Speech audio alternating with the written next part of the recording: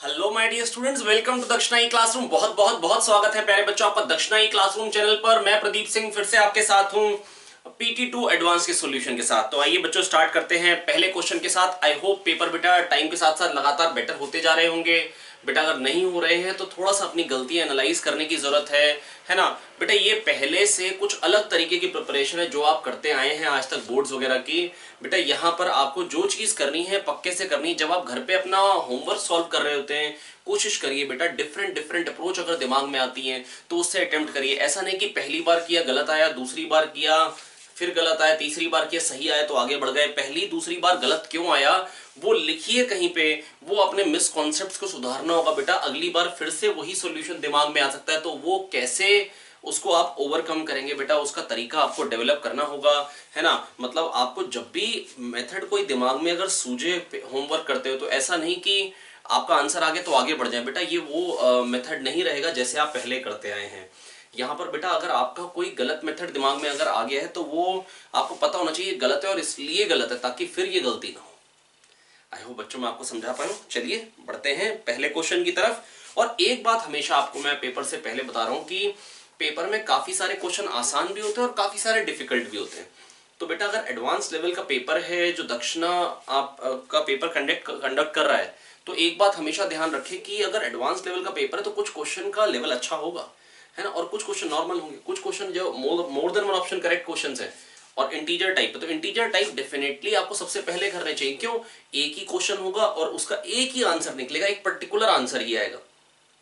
जबकि more than one option correct में चार ऑप्शन चार क्वेश्चंस भी हो सकते हैं, है ना। तो बेटा मैं बस आपको इतना कहना चाह रहा हूं कि और ऐसा नहीं कि बेटा ये जो more than one option correct है इसकी आपको प्रैक्टिस भी घर पे ज्यादा करनी चाहिए ताकि आप इसको आराम से बिना डरे कर पाए पेपर में। चलिए बातें छोड़ के अब काम की बात पे स्टार्ट करते हैं। पहला क्वेश्चन है ना more than one option correct type. कह रहे हैं एंगुलर एक्सेलरेशन 40 है, रेडियस जो पार्टिकल सर्कुलर मोशन में है वो 3 मीटर के रेडियस पे घूम रहा है। एंगुलर एक्सेलरेशन 40 है। कह रहे हैं particle is moving in a uniform circular motion. नहीं भैया, अगर एंगुलर एक्सेलरेशन 0 होता है, कांस्टेंट स्पीड से घूम रहा हो, हर टाइम में उतना ही एंगल स्वीप कर रहा हो तो बेटा फिर हम बोलते हैं यूनिफॉर्म सर्कुलर मोशन। तो ये यूनिफॉर्म सर्कुलर मोशन बिल्कुल भी नहीं है, ये यूनिफॉर्म सर्कुलर मोशन बिल्कुल भी नहीं है।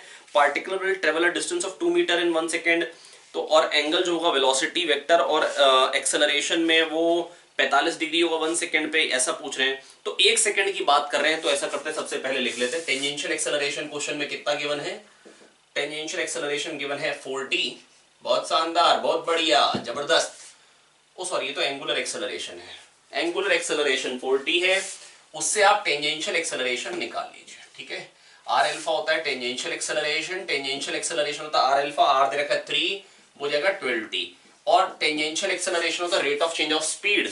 टेंजेंशियल एक्सेलरेशन होता है rate of change of speed और रेडियल एक्सेलरेशन होता है v स्क्वायर ओवर r, है ना। ये rate of change of speed होता है dv बाई dt, है ना। अब यहां से क्या आ जाएगा dv by dv equals to 12t dt, है ना। बहुत ही बेकार इंटीग्रेशन है। जब टाइम 0 था तो रफ्तार 0 थी, जब टाइम t हुआ तो v हो गई v इक्वल टू 60 स्क्वायर। ठीक है, आया v को ds बाई dt लिखिए, फिर से इंटीग्रेट करिए, s आ जाएगा 2t क्यूब। बहुत ही सिंपल इंटीग्रेशन है इसलिए मैं हल्के हल्के नहीं करके दिखाऊंगा। अब t इक्वल टू 1 सेकेंड में कितनी डिस्टेंस ट्रेवल कर लेगा? 2 मीटर। बिल्कुल सही बात है। तो option B is correct, option A incorrect, तो बी करेक्ट हो गया। C angle between velocity and acceleration. 1 second बाद रेडियल एक्सेलरेशन क्या हो जाएगा प्यारे बच्चों? रेडियल एक्सेलरेशन होता है v square over r, 1 second पे velocity 6 square 36 by r। r कितना दे रखा है बेटा? रेडियल एक्सेलरेशन होता है v स्क्वायर ओवर r, जिसकी वैल्यू क्या बन के आ जाएगी? v आपको दे रखा है 1 सेकेंड पे 6 आ रहा है, 36 बाय 3 12 हो गया ये, तो ये आ रहा है 12। और टेंजेंशियल एक्सेलरेशन r अल्फा होता है t इक्वल टू 1 पे, वो भी 12। तो बेटा नेट एक्सेलरेशन जो आ गया बेटा दोनों बराबर है इसलिए 45 डिग्री पे आ गया। तो कह रहे हैं angle between velocity and acceleration. Velocity तो टेंजेंट के डायरेक्शन में ही होती है, ये वेलोसिटी का ही डायरेक्शन है, ठीक है। और वेलोसिटी और टोटल एक्सेलरेशन में एंगल कितना आ गया? 45 डिग्री। यस बिल्कुल सही, क्योंकि ये दोनों बराबर है तो रिजल्टेंट बिल्कुल बीचों बीच से जाएगा। बिल्कुल सही, तो बी और सी सही हो गए। डी वाला after 1 second speed of the particle will be 8 metre per second. 1 second बाद 8 मीटर पर सेकेंड नहीं 6 मीटर पर सेकेंड है। बिल्कुल झूठ बोल रहे हैं ये लोग।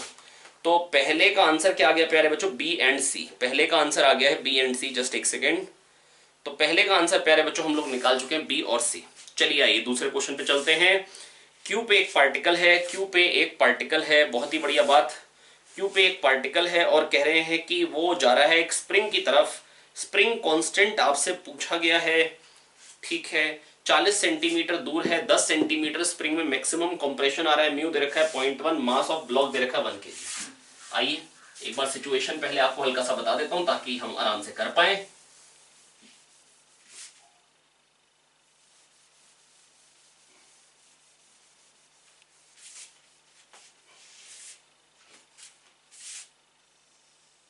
हल्का सा मॉइस्चर होगा, बिल्कुल हल्का सा पानी होगा तो फिर अच्छा मिट जाएगा। चलिए आइए देखेंगे बच्चों, ये देखिए ये आपके सामने क्वेश्चन है। एक स्प्रिंग है बहुत ही शानदार जिसका स्प्रिंग कांस्टेंट अननोन है जो हमने निकालना है ना। अब स्प्रिंग कांस्टेंट अगर हमने निकालना है तो बेटा करेंगे कैसे कि यहाँ पे एक ऑब्जेक्ट है जिसकी रफ्तार दे रखी √3 मीटर पर सेकेंड। बहुत ही बढ़िया, बहुत ही शानदार। और ये 40 सेंटीमीटर है, 10 सेंटीमीटर का कॉम्प्रेशन आ रहा है, ठीक है भैया। अब वर्क डन बाय फ्रिक्शन क्या होगा, फ्रिक्शन लगेगा म्यू एम जी, इधर को लगातार म्यू दे रखा है 0.1, मास दे रखा है 1, जी हो गया 10, फ्रिक्शन इधर को, डिस्प्लेसमेंट इधर को, इधर को 50 सेंटीमीटर, क्योंकि 40 के बाद 10 आता है, दैट इज हाफ मीटर। तो minus mu m g x, क्यों, क्योंकि म्यू एम जी फोर्स इधर को है, फ्रिक्शन और डिस्प्लेसमेंट इधर को है, एफ डॉट एस से एफ एस कॉस 180 आएगा। ये वर्क डन बाय फ्रिक्शन आ गया। वर्क डन बाय स्प्रिंग क्या हो जाएगा, वर्क डन बाय स्प्रिंग होता है half k x i square minus half k x square. Decrease in potential energy is work done by conservative force, I hope ये हमको मालूम होगा। तो वो हो जाएगा half k x i zero square minus final compression इसमें कितना आ गया 10 सेंटीमीटर। 10 सेंटीमीटर मतलब 0.1, ठीक है, ठीक है, बिल्कुल बहुत शानदार। ये हो गया work, total work done. Total work done क्या होता है प्यारे बच्चों, change in kinetic energy. Change in kinetic energy क्या हो जाएगी, फाइनली 0 हो गई और इनिशियली क्या थी हाफ m, मास 1 है और वेलोसिटी का स्क्वायर √3 का स्क्वायर 3 हो जाएगा, ठीक है, ठीक है। अच्छा ये क्या बन रहा है, ये घटा हाफ, ये हाफ बना 10.1 से कट गया हाफ, तो इसको इधर ले आइए 3। अच्छा ये सबको पहले तो प्लस करिए, ठीक है। अब ये 3/2 माइनस 1 हो जाएगा half is equals to half के 0.1 स्क्वायर, ठीक है। ये 2 भी गया, के कितना आ जाएगा यहाँ पे 0.0 उधर जाके आ जाएगा 100, के आ रहा है 100, ठीक है। देख लेते हैं एक बारी कोई एरर तो नहीं हो गई, फिर से चेक कर लेते हैं। हाफ पहले तो ये 2 को हटाते हैं, बहुत शानदार, ठीक है। फिर इधर 1 हो गया, 3 - 1 उधर जाके 2 हो गया। ओ आई एम सॉरी, ये 2 की गड़बड़ कर चुके हैं हम लोग, 2 की गड़बड़ कर चुके हैं हम लोग। ये 200 आ रहा है, कितना आ रहा है प्यारे बच्चों, ये 200 आ रहा है, ठीक है। कैलकुलेशन मिस्टेक हो गई थी बाई चांस। 3/2 माइनस यहाँ पे एक हाफ भी था, 3/2 माइनस हाफ, वहां पे 1 बचा था, इंटू 2/0.01, 200 है, ठीक है, ठीक है। अब इसके बाद velocity with which block returns, अच्छा तो ए तो सही हो गया, ए ऑप्शन बिल्कुल सही हो चुका है। आइए बढ़ते हैं अगले ऑप्शन की तरफ। Velocity with which block returns to Q is 1 metre per second. Q पे कितने से वापस आएगा, हाफ मीटर गया, हाफ मीटर आया, तो फ्रिक्शन ने क्या वर्क किया, फ्रिक्शन ने वर्क किया माइनस म्यू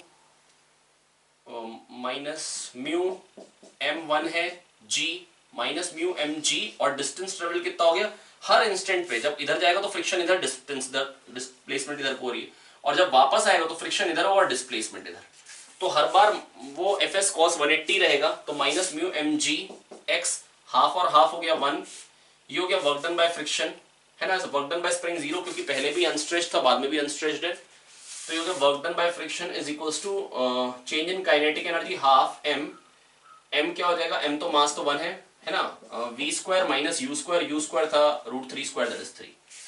बस बेटा कुछ नहीं, अब आपको वी निकालना है यहाँ से, है ना, जो कि कितना आ जाएगा ये बेटा 0.1 इंटू 10, फिर से ये 1 हो गया, है ना, यहाँ पे 2 आ जाएगा -2, तो v square -3 is equals to -2, है ना। तो यहां से बन जाएगा v = 1। तो velocity with which it returns two point q is 1, बिल्कुल सही बात है। कैसे किया मैं फिर बता देता हूं कि अगर हल्की सी भी अगर कंफ्यूजन हो रही है,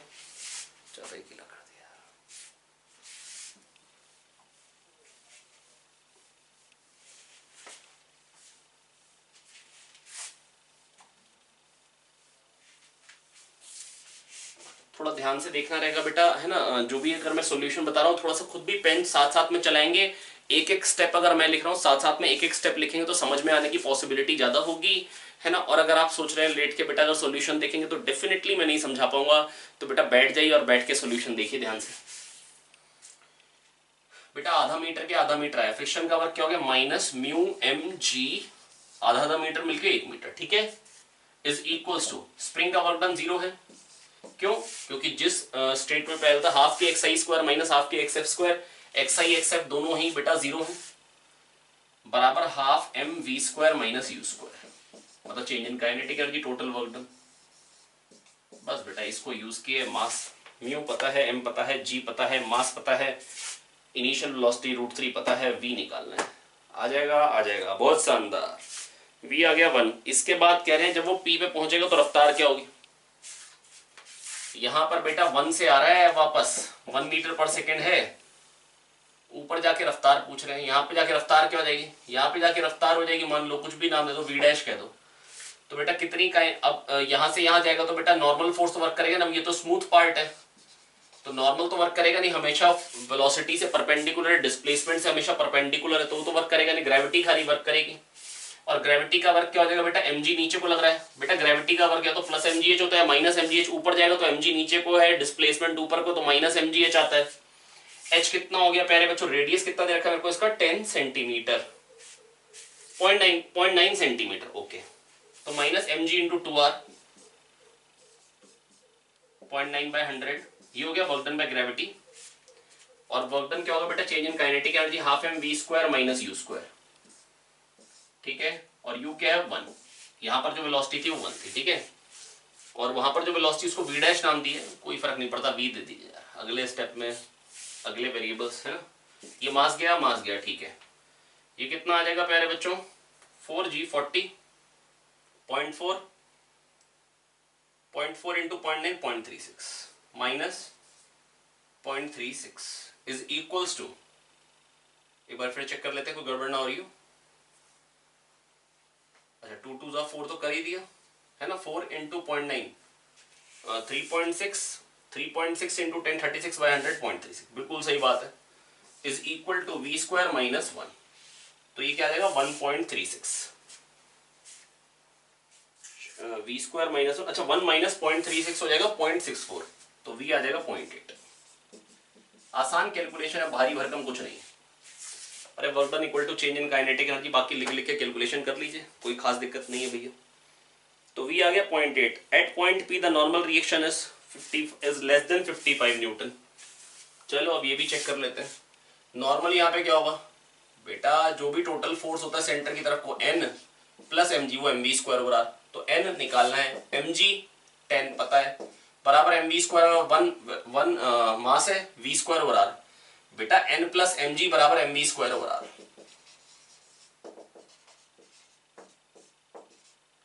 v कितनी रफ्तार यहाँ पे 0.8 स्क्वायर 0.64 बाय r, r कितना है 0.9/100।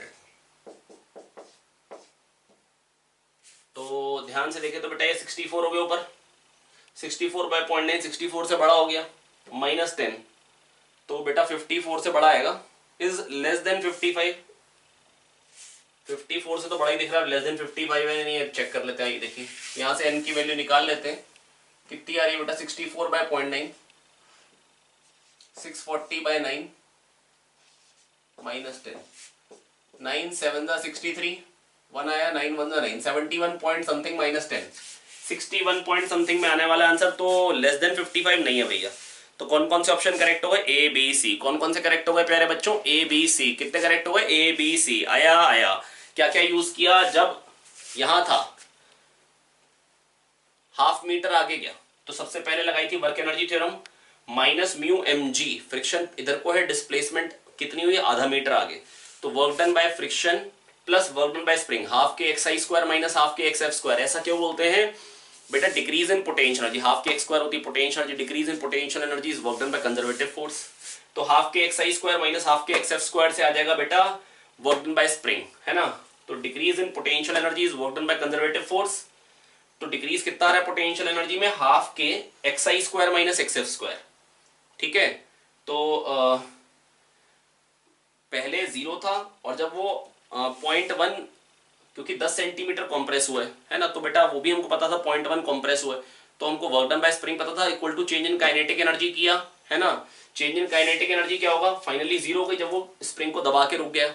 वहां से सबसे पहले आपने के निकाला जो 200 आया, उसके बाद क्या है जब वापस आएगा तो रफ्तार क्या होगी। जब पूरा प्रोसेस हो गया तो बेटा आधा मीटर आगे गया आधा मीटर पीछे है, तो फ्रिक्शन का work minus mu m g one बराबर half m v square minus u square. मान लो यहाँ गया तो वेलोसिटी वी हो गई, पहले तो √3 थी, यहां से आपने v निकाला, वो निकल के आ गया था आपके पास 1। अब जब यहाँ पे 1 है तो यहाँ पर जाके 1 से कम ही होगी, अगर 1 से बड़ी दी होती तो टिक ही नहीं करते, तो पता हो जाता गलत है। तो वो हमने कैसे निकाली, जब यहाँ से यहाँ जाएगा तो ग्रेविटी का वर्क लिख दिया माइनस एम जी इंटू 2r बराबर half m v square minus half m u square. यहाँ से बेटा हमने वेलोसिटी भी निकाल ली कि यहाँ पे क्या आ जाएगी 0.8, बिल्कुल आराम से सही मिल गया। पर नॉर्मल रिएक्शन जो बेटा क्वेश्चन मेरे को कह रखा था वो गलत आया। आई होप मैं आपको समझा पाया हूँ। कोई भी क्वेश्चन अगर लगे नहीं समझ में आ रहा तो बेटा दोबारा से रिकॉर्डिंग को सुन सकते हैं, है ना। अब तो आसान है बेटा, मैं आपको बार बार यही बोल रहा हूँ, अब आसान है बेटा, दोबारा देख सकते हैं, है ना। लेकिन बेटा बस मैं आपको इतना ही कह रहा हूँ कि अभी कामयाब तो बेटा आईआईटी की प्रिपरेशन में वो लोग हो पाते हैं जो बेटा मेहनत करते हैं बढ़िया करके, है ना, गिव अप नहीं करते हैं। तो बेटा कोशिश करें, बने रहें, बढ़िया करके देखें। ये पिछला पेपर जो था वो कंपैरेटिवली इजियर साइड पे था इसके कंपैरिजन में, क्योंकि इसमें मोर देन 1 ऑप्शन करेक्ट भरे हुए हैं, है ना, and that two r of थोड़ा सा डिफिकल्ट साइड पे है ना। कुछ क्वेश्चन, सारे नहीं है, अब लगातार अब आसान आने वाले 3-4 क्वेश्चन अब आसान आएंगे, है ना। चलिए ये देखते हैं अगले क्वेश्चंस। देखते हैं क्वेश्चन नंबर 3। प्यारे बच्चों ये क्या कह रहा है, ये कह रहा है भैया 40 न्यूटन से हम एक तरफ से खींच रहे हैं, ये एक पुली है,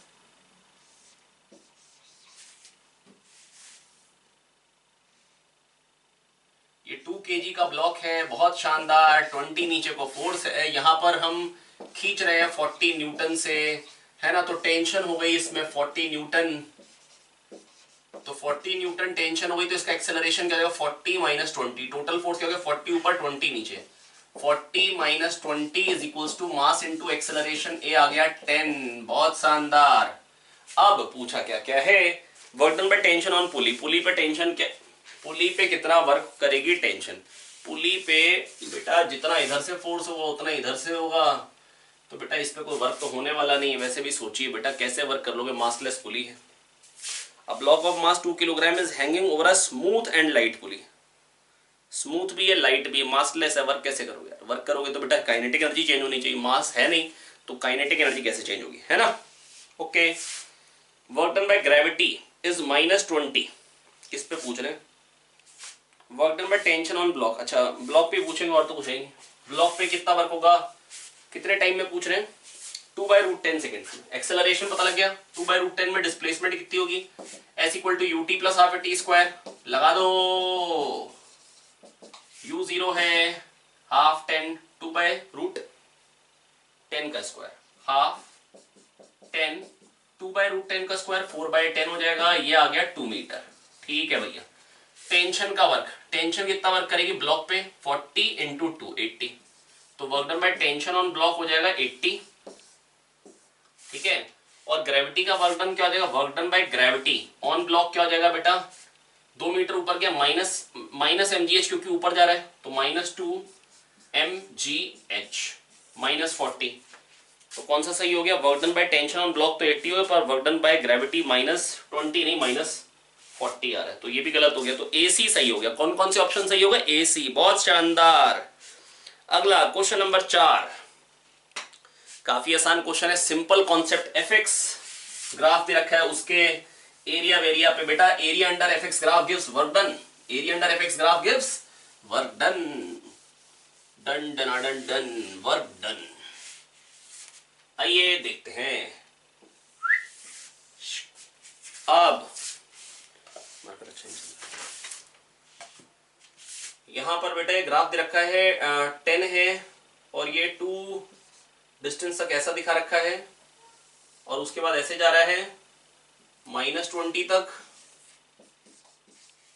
और उसके बाद ये आ गया 5 और ये 6 तक है ना, और ये है 3 और ये है 10।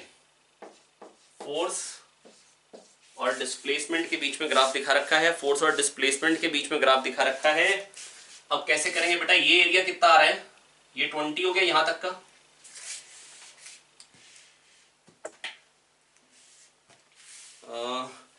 एरिया 20 हो गया, 1 सेकेंड, और ये कितना हो जाएगा हाफ ऑफ 10 इंटू 1, ये हो गया 5। ठीक है, ठीक है, ये कितना आ जाएगा, ये वाला एरिया टोटल कितना आ जाएगा, ये वाला half of 3 into 20, half of 3 into 20 कितना आ जाएगा प्यारे बच्चों, बोलेंगे जरा एक बार, हाफ ऑफ 3 इंटू 20 कितना निकल के आएगा, -30। तो ये हो गया 25, तो मैक्सिमम काइनेटिक एनर्जी तो आएगी 25 और वो आएगी यहाँ पे। ठीक है, ठीक है, और टोटल वर्क डन कितना आएगा, 25 - 30 -5 आएगा। ठीक है, ठीक है, total work done by force on particle up to 6 metre is -5 joule. सही है, मैक्सिमम काइनेटिक एनर्जी 25, क्योंकि जब तक इसके बाद तो नेगेटिव वर्क होने लग गया।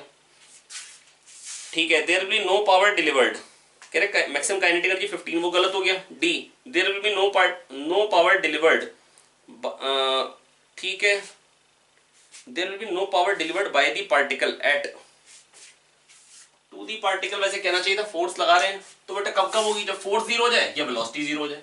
फोर्स 0 कहां पे हो रहा है, यहाँ पे, और वेलोसिटी 0 कहां हो रही होगी बेटा, ये जब नेगेटिव वर्क हो रहा है। अब टोटल अगर -5 हुआ है, पहले 25 हुआ, पहले यहां तक 25 हुआ, उसके बाद नेगेटिव वर्क हो रहा है लगातार, तो कहीं 0 भी तो हो चुका होगा, वर्क हो चुका होगा या नहीं हो चुका होगा। तो बेटा जो पावर डिलीवर्ड जो होगी वो 0 कब कब हो जाएगी, 0 हो जाएगी वो 3 पे, 6 पे और कहीं बीच में। और कब हो रही होगी, देखो बेटा यहीं पे कहीं हो रही होगी। इसी को ही थोड़ा सा यहां पे दिखा देता हूं, 5 से 6 के बीच वाला पोर्शन, ये 20 है, ये 1 सेकेंड में 20 से बढ़ा हुआ है, तो t टाइम में कितना बढ़ेगा, 20t, और ये एरिया कितना हम चाहते हैं, 5।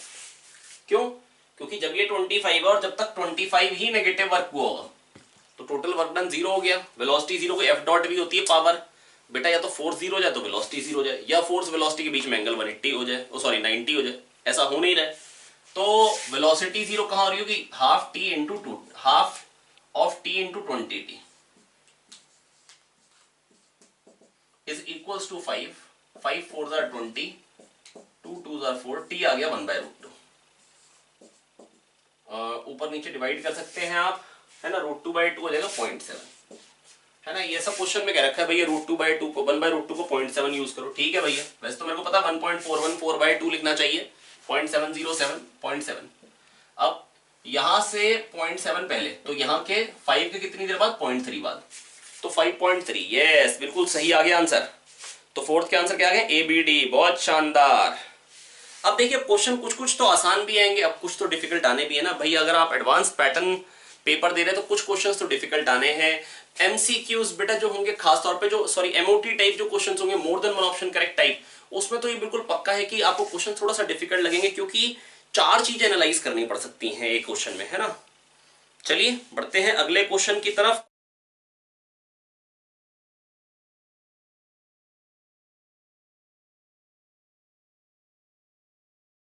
आइए देखते हैं क्वेश्चन नंबर 6। क्वेश्चन नंबर 6 में क्या है बेटा, ये सिचुएशन गिवन है, म्यू की वैल्यू क्या गिवन है, म्यू 1/√2 है, ये फोटो दिखा रखी क्वेश्चन में। ठीक है भैया, बना देते हैं फोटो, बहुत शानदार, बहुत खूबसूरत, 45 डिग्री 45, यहाँ पे एक 4m मास है, बहुत शानदार, ये पुल्ली यम, म्यू कितना दे रखा है, 1/√2।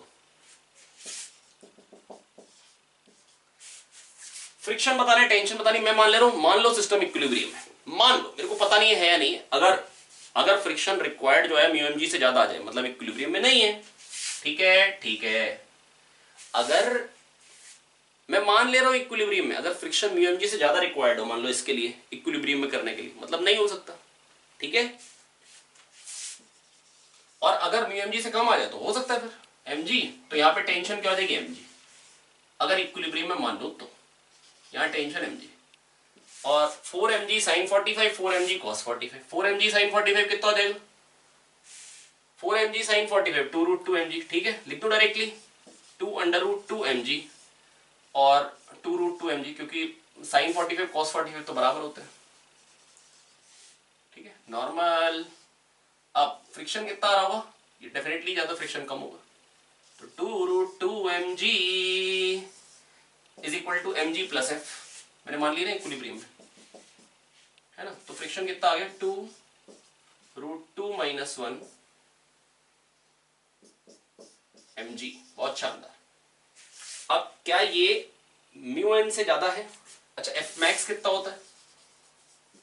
एफ मैक्स म्यू एन, बेटा एन तो 2√2 mg, तो वो आएगा 2 mg। अब देख लो ये 2√2 करीब 2.8, 1.4, 2.8 माइनस 1 1.8, हाँ ये उससे बड़ा है, तो इसका मतलब इक्विलिब्रियम में रह सकता है और यही मैक्सिमम ये फ्रिक्शन की वैल्यू हो गई और टेंशन mg हो गया। तो कौन कौन से ऑप्शन सही हो गए? Block will move in upward direction, no, equilibrium में बड़े आराम से रह सकते हैं, tension in the string is mg, तो ए और डी ऑप्शन बिल्कुल सही हो चुके हैं। अगला question, seventh question. Seventh question के मैं फिगर से थोड़ा सा सेटिस्फाइड नहीं हूं, थोड़ा सा फिगर ऐसा नहीं बना होना चाहिए था, पर उन्होंने जान के ऐसा रफ फिगर बना के दिया ताकि आप डी वाले क्वेश्चन को डायरेक्टली आंसर ना कर पाए, क्योंकि ये पैराबोलिक नहीं होता ये ग्राफ, है ना। हालांकि मैं ग्राफ पूरा नहीं बनवाने वाला हूं आपको भी। जो प्रिज्म में जो ग्राफ आता है ना बेटा, वो कुछ इस तरीके का होता है, मतलब मिनिमा इस तरफ और यहाँ पे ऐसे, मतलब यहां से यहां में तेजी से घटता है और फिर बढ़ता हल्के हल्के, ठीक है। तो ये डेविएशन का ग्राफ है एंगल ऑफ इंसिडेंस के साथ। मिनिमम डेविएशन एक ही एंगल पे आता है और वो तब होता है जब I1 I2 बराबर होते हैं, है ना। अगर बेटा ये थ्योरी पार्ट क्लियर नहीं है तो थ्योरी पार्ट एक बार अच्छे से क्लियर करें, है ना। मैंने भी 3 रिवीजन लेक्चर बना रखे हैं ज्योमेट्रिकल ऑप्टिक्स के, अगर आप देख लेंगे तो सारी की सारी थ्योरी क्लियर हो जाएगी, है ना। हालांकि मैंने उसमें क्वेश्चंस के डिस्कशन कर रखे हैं, पर साथ में पूरी थ्योरी बता रखी है। लगभग पूरी थ्योरी तो 3 लेक्चर में नहीं निकलेगी। अब बेटा एंगल ऑफ प्रिज्म कितना है, पहले तो ये देखना है। मिनिमम डेविएशन हो रहा है 60 डिग्री एंगल ऑफ इंसिडेंस पे, और वो है भी 60 डिग्री, ठीक है भैया। इसका मतलब जब एंगल ऑफ इंसिडेंस 60 डिग्री है, और वो तो तब होता है जब R1 R2 बराबर होते हैं, और वो मतलब I1 I2 दोनों बराबर होते हैं, 60 होते हैं ना। और डेविएशन जो होता है वो क्या होता है, I1 प्लस I2 माइनस है, 60 प्लस 60 120 माइनस ए, और जो मिनिमम डेविएशन आ रहा है डेल एम वो 60 ही आ रहा है, तो यहां से ए कितना आ गया 60। पहली चीज क्लियर? यस सर, बहुत शानदार। मिनिमम डेविएशन दे रखा था, वो आ रहा है 60 पे, है ना, और वो 60 ही आ रहा है, तो वहां से एंगल ऑफ प्रिज्म आ गया 60, ठीक है भैया। कौन सा ऑप्शन करेक्ट हो गया? करेक्ट हो गया है भैया ए ऑप्शन, ठीक है। अब इसके बाद बी सी, बी वाला क्या है, म्यू कितना है? अरे भैया अगर ये 60 है तो ये होगा 30 30, R1 प्लस R2 ए होता है और दोनों बराबर है, तो दोनों 30 30, sine 60 equal to mu sine 30 लगा दीजिए। स्नेल्स लॉ, 1 इंटू साइन 60 बराबर म्यू इंटू साइन 30, साइन 30 होता है हाफ, ये √3/2, 2 कट जाएगा, म्यू आ गया √3। आया आया आ गया भाई लोग, बिल्कुल आ गया होगा मेरे को लगता है। साइन 1 इंटू साइन 60 बराबर म्यू इंटू साइन 30। और अगर आपको लग रहा हो हम ऐसे नहीं करेंगे, हम तो लकीर के फकीर हैं, हम तो ऐसे करेंगे, mu equal to sine A plus del m by 2 upon sine A by 2, आप ऐसे कर लीजिए, है ना। Mu equal to sine A plus del m by 2 upon sine A by 2, अपने को कोई दिक्कत नहीं है, अपने को कोई दुख तकलीफ नहीं है। आप म्यू ऐसे निकालना चाहें या स्नेल्स लॉ लगाइए, यहीं से पैदा हुआ बेटा ये, ठीक है। ओके नेक्स्ट कह रहे हैं अच्छा एक और चीज दे रखी ग्राफ में, ये दे रखा है डेविएशन 65 डिग्री, और इसके लिए एक एंगल ऑफ इंसिडेंस दे रखा है, दूसरा पूछा हुआ है। एक 70 है, दूसरा I1 है, I1 पूछा। I1 प्लस I2 माइनस ए होता है डेविएशन, या हो सकता है कि सर ने आपको I प्लस ई माइनस ए बोला हो, basically I plus E minus A, I1 I2 कह लीजिए तो I1 प्लस I2 माइनस ए, कोई फर्क नहीं पड़ता। 65 I1 plus I2 that is 70 minus a 60 है, यहां से I1 निकालने की कोशिश करेंगे 55। बहुत शानदार। कौन कौन सा ऑप्शन करेक्ट आ गया प्यारे बच्चों? A B C. और क्या ये पैराबोला था? बिल्कुल नहीं भाई, सिमेट्रिक ही नहीं होता है। पैराबोला तो ऐसा होता है, पहली बात तो इन्फिनिटी तक जाता है, इधर से भी है ना, और सिमेट्रिक होता है। ये सिमेट्रिक ही नहीं होता है, यहाँ हल्के हल्के घटता है, यहाँ तेजी से घटता है और यहाँ हल्के हल्के बढ़ता है, ठीक है। ठीक है भैया, नेक्स्ट क्वेश्चन नंबर 8। अब क्वेश्चन नंबर 8 जो है प्यारे बच्चों, बस मैं आपको इतना ही कहना चाहूंगा, क्वेश्चन नंबर 8 को करने के 2 तरीके हैं। एक, ईमानदारी से बैठ के सॉल्व करो, दूसरा ऑप्शन में आंसर गिवन है उसको डायरेक्टली सेटिस्फाई कर लो, वो ज्यादा आसान है। आइए चेक करते हैं। पहली बात, आधा लेंस हो या पूरा लेंस, इमेज पूरी बनती है उसी जगह पे बनती है थोड़ी सी इंटेंसिटी कम होती है। पूरा लेंस होगा तो ज्यादा रेस एक जगह पे आएंगी, आधा लेंस होगा तो कम रेस पहुंचेंगी, तो बस ब्राइटनेस कम होती है इमेज की। ठीक है, ठीक है। यहां एक आधा लेंस है, यहां एक आधा लेंस है। इसकी ऊपर वाले की जो फोकल लेंथ है वो 16 है, नीचे वाले की 21 है। यहां स्क्रीन है, यहां ऑब्जेक्ट है, और यहां से यहां तक की दूरी है 100। ये क्वेश्चन में गिवन है। ठीक है, ठीक है। अब the distance of the lens one from object O can be 20 centimetre. इससे 20 सेंटीमीटर पे हो तो क्या इमेज चलेगी? बेटा अगर ये 20 है तो इसका मतलब ये 80 हो गया। ठीक है। अब या तो 1/v, ये 20, या तो न्यूटन फॉर्मूला से चेक कर लिए तो 1/v minus 1/u equal to 1/f, जैसे आपका मन करे, वो खास फर्क नहीं पड़ता।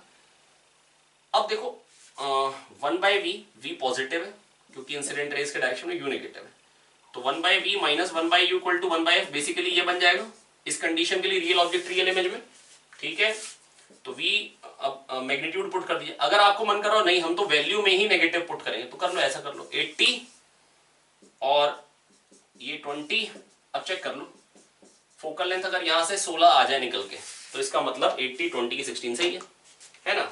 और बड़े आराम से आप चेक कर सकते हो, 1/20 कॉमन लीजिए, 1 + 1/4 हो जाएगा 5/4, 5 4 20, 4 4 16, बिल्कुल सही। और अगर 20 की 80 पे बन रही तो 80 की भी 20 पे बनेगी। तो अगर ये 20 पे हो या लेंस को यहां रख दो 80 पे, तो अगर 20 की 80 पे बन रही तो 80 की पक्का 20 पे बनेगी। अगर ऑब्जेक्ट f से 2f में होता है तो इमेज 2f से इन्फिनिटी, ऑब्जेक्ट अगर 2f से इन्फिनिटी में होता है तो इमेज f से 2f।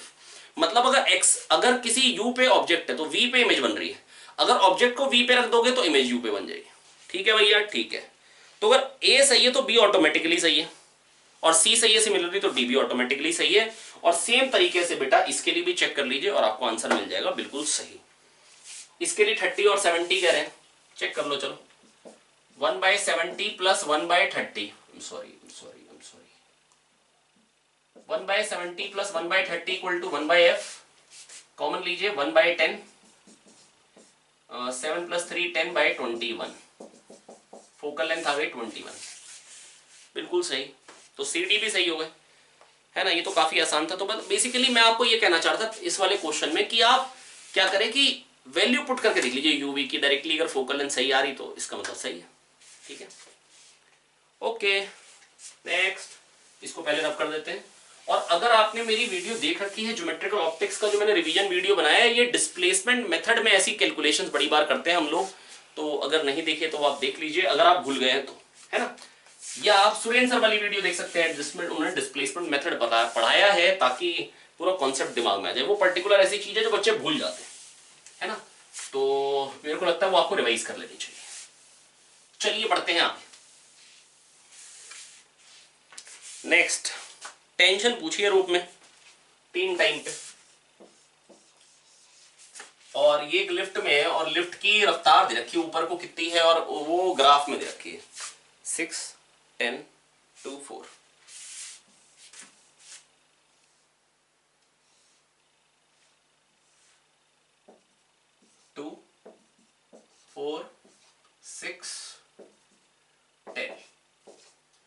अब भैया देखो यहां पर तो एक्सेलरेशन 0 है, यहां पर भी एक्सेलरेशन 0, रफ्तार बढ़ी नहीं रही, और यहां पर क्या 2 सेकंड में 4 से बढ़ रही, तो एक्सेलरेशन हो गया 2। ठीक है, तो 2 सेकंड से पहले भी टेंशन mg होगी क्योंकि एक्सेलरेशन नहीं है, और मास क्या दे रखा है प्यारे बच्चों 20, g दे रखा है 10, तो t होगा 200। कब तक? 2 सेकंड तक और 4 सेकंड के बाद। That is option C D ठीक हो गए, ऑप्शन सी डी ठीक हो गए। ठीक है, क्योंकि बेटा कह रहे हैं 1 सेकंड पे टेंशन कितनी है और 5 सेकंड पे, दोनों पे 200 है। क्योंकि बेटा क्यों 200 है, मेरी बात सुनिए, क्योंकि mg के बराबर होगी ना यार, क्योंकि t माइनस mg बराबर है, t minus mg equal to m है, ये लगाना है हमको। तो t equal to mg plus है, मास कितना है 20। अब इस पार्ट के लिए 2 से 4 के बीच में क्या एक्सेलरेशन 2, तो 20 इंटू 12, 10 + 2 12, 240, 5 पे पूछ रखी है हमको, 3 पे पूछ रखी है टेंशन, और 240 है क्वेश्चन में भी और ऑप्शन में भी यही गिवन है, इसलिए क्वेश्चन नंबर 9 का ऑप्शन कौन कौन सा करेक्ट हो गया, B C D. Question number 10, आइए देखते हैं क्वेश्चन नंबर 10। क्वेश्चन नंबर 10 के लिए बस मैं बेटा एक ही चीज कहना चाहूंगा, अगर आपने थोड़ा सा क्वेश्चन अच्छे से कर रखे हैं बेटा, पहले वाले जो खासतौर पे क्वेश्चन बैंक की एक्सरसाइज 2 पार्ट 2 में ऐसे क्वेश्चन काफी सारे हैं, अगर आपने कर रखे हैं तो बेटा बहुत ही आसानी से क्वेश्चन हो गया होगा। नहीं तो आइए मैं बताता हूं, कोई खास बड़ी बात नहीं है। ये एंगल कितना देखा, 45 एंगल ऑफ इंक्लाइंड है, बहुत शानदार बना दिया, बहुत बढ़िया बहुत बढ़िया। अब ये सॉरी, ये ब्लॉक काफी बड़ा है, मैंने छोटा क्यों बना दिया।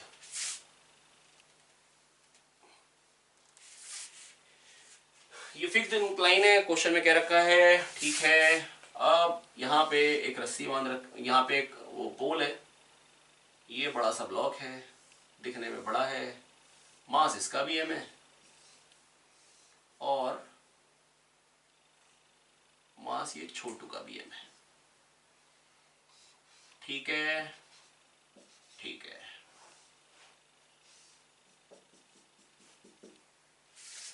ठीक है, एम अच्छे से लिख देते हैं।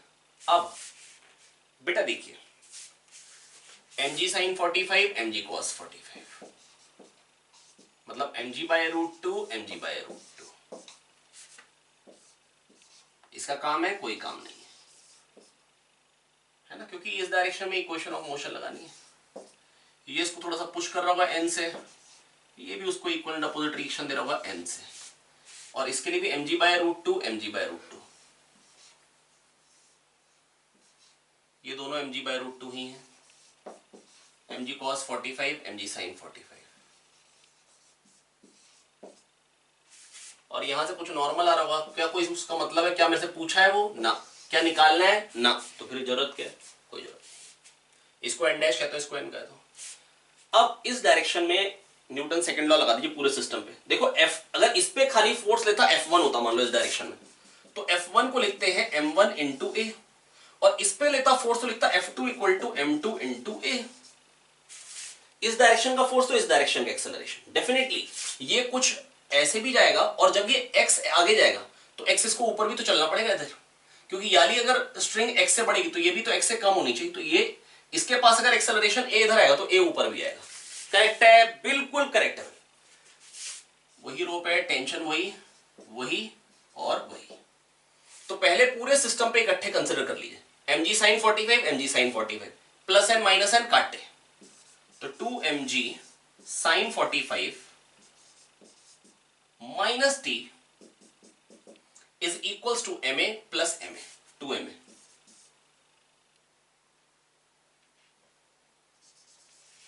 ठीक है, और इसके लिए इस डायरेक्शन में लगा दीजिए, इसका इधर को एक्सेलरेशन तो ए होगा, क्योंकि अगर ये ए से नीचे आ रहा है तो यहां पे अगर धागा अगर जितना एक्स से बढ़ेगा उतना ही तो यहां पे कम होगा, टोटल धागे की लेंथ तो कांस्टेंट रहेगी, है ना। तो t minus m g by root 2 या t minus m g cos 45, जैसा भी कहना चाहें, is equals to m a. M लिख दिया, कोई दिक्कत तो नहीं, कोई दिक्कत नहीं भाई। टी और ए में दो इक्वेशन, दो वेरिएबल, बड़े आराम से आप सॉल्व कर सकते हैं। ठीक है, पहले मैंने कहा कि F1 जो होगा, मान लो इस डायरेक्शन में, इस पे जो टोटल फोर्स आएगा F1 equal to m A, M1 है, इस पे जो टोटल में इस डायरेक्शन फोर्स आएगा F2 इक्वल टू M2 है, तो टोटल क्या हो जाएगा F1 प्लस F2 बराबर क्या हो जाएगा M1 प्लस M2 है। टोटल फोर्स क्या हो गया, 2 mg sin 45 plus N minus n cut गए, minus t, 2 mg sin 45 minus t equals to 2 m, और दूसरा इस पे लगाई t minus mg by root 2 equal to m। ठीक है, और मेरे पास a की जो वैल्यू निकल के आ जाएगी, यहां से मैं सॉल्व नहीं कर रहा हूं, निकल के आ जाएगी g/3 मान लेंगे। अब बेटा इसके पास तो एक्सेलरेशन खाली g/3 है, इसका एक्सेलरेशन, लेकिन इसका एक्सेलरेशन क्या होगा, इसके पास, छोटू के पास तो एक्सेलरेशन a इधर भी था और a ऊपर को भी, तो टोटल क्या आएगा छोटू का acceleration a root 2। I hope बेटा मैं आपको समझा पा रहा हूं। बेटा इसका एक्सेलरेशन तो अगर जो भी आएगा वही आंसर हो जाएगा, इधर को ये खाली, पर इसके पास ये अगर a आगे गया तो a इसके साथ आगे जाएगा, पर a ऊपर भी चढ़ेगा इस पे, तो इसकी रिस्पेक्ट में a प्लस इसका a, एक with respect to this a plus एक a इसका, आप समझ रहे हैं। बेटा ये छोटू जो है जितना ये आगे बढ़ेगा उतना तो इसको आगे जाना ही पड़ेगा इसके साथ, और साथ में जितना ही आगे जाएगा उतना ऊपर भी जाएगा। तो ए और a, acceleration with respect to block plus acceleration of block, a root 2 हो जाएगा total acceleration, that is g by 3 root 2, है ना। तो ब्लॉक ए का एक्सेलरेशन जी बाय 3, अच्छा ब्लॉक ए का जो एक्सेलरेशन आ रहा है वो जी बाय 3 रूट 2 आ रहा है, मतलब सॉरी मैंने जो ए बताया वो ए निकल के आएगा जी बाय 3 रूट 2। मैंने बिना कैलकुलेशन करे, मेरे को पता है कि आंसर क्या सही है और आना ही यही है। आइए कर लेते कैलकुलेट, अगर आपको लग रहा हो कि भैया मुश्किल हो रही है। ऐड कर दिए 2mg sin 45 minus mg sin 45, तो ये हो गया mg बाय रूट 2। तो mg by root 2 is equals to 3ma, correct है। 2mg sin 45 minus mg sin 45, that is mg by root 2 is equals to 3ma, m गया m गया, तो a क्या आ जाएगा g बाय 3 रूट 2, आ रहा है वही आ रहा है। तो अगर ये a आ गया, इसका एक्सेलरेशन है, तो इसका क्या होगा g बाय 3 रूट 2। तो कौन कौन से ऑप्शन करेक्ट हो गए, AC, है ना, जिसकी आजकल जरूरत है नहीं क्योंकि भैया मौसम में तो गर्मी हुई पड़ी, मौसम में तो गर्मी हुई पड़ी है। चलिए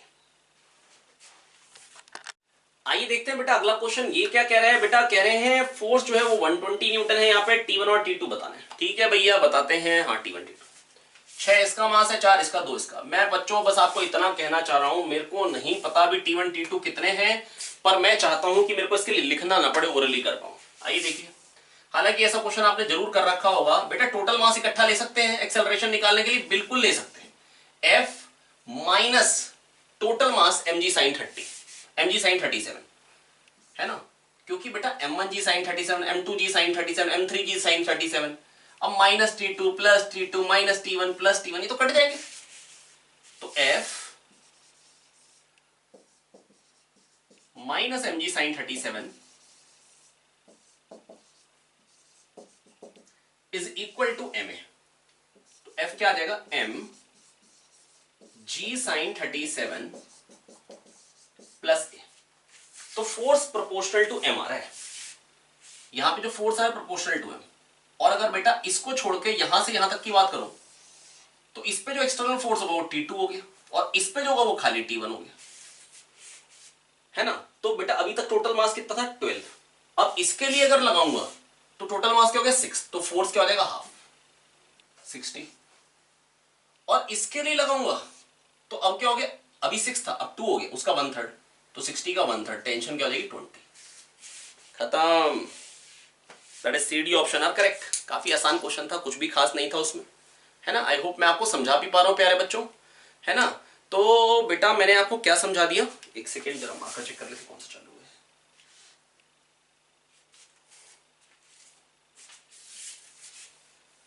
मैंने बस बेटा आपको ये बताया F minus mg sine theta बराबर ma, तो F आ रहा है m के प्रोपोर्शनल। तो यहां पर अगर फोर्स था 120, इस पोर्शन के लिए लगाऊंगा बेटा, अगर मान लो इस पोर्शन के लिए अगर मैं न्यूटन सेकंड लॉ लगाऊं तो F माइनस mg साइन 37, मास हाफ हो गया, मास हाफ हो गया तो फोर्स भी हाफ हो गया, खत्म। 120 यहां 60, अब यहां 60, तो यहां क्या होगा, इस खाली इस ब्लॉक के लिए अब 6 का 1/3 हो गया मास, तो टेंशन इसकी 1/3 हो जाएगी। आया आया, ऐसा क्वेश्चन जरूर आपने किया हुआ, एक्सरसाइज 1 में ही था बेटा प्रैक्टिस शीट में ऐसा क्वेश्चन। ठीक है चलिए बढ़ते हैं अगले क्वेश्चन की तरफ। तो हो सकता है बेटा क्वेश्चन नंबर हमारे मैच ना करें क्योंकि वो ऑनलाइन हो रहा है, मेरे पास जो पेपर है वो बेसिकली पेपर होने से पहले का पेपर अवेलेबल है। तो क्वेश्चन अगर ऊपर नीचे है भी तो भी कोई दिक्कत नहीं है, क्योंकि क्वेश्चन तो मैं साथ में पोस्ट कर ही क्वेश्चन तो मैं साथ में पेस्ट कर ही रहा हूं जब जब क्वेश्चन एक्सप्लेन कर रहा हूं, तो आपको दिक्कत नहीं होनी चाहिए कुछ भी। In this system shown in figure the ways is fixed, ठीक है, सारे सरफेसेस फ्रिक्शनलेस हैं, पुलीज लाइट है, स्ट्रिंग्स भी लाइट है, इनएक्सटेंसिबल है, सब कुछ स्मूथ है, 6 2 4, ठीक है भैया। 6 kg,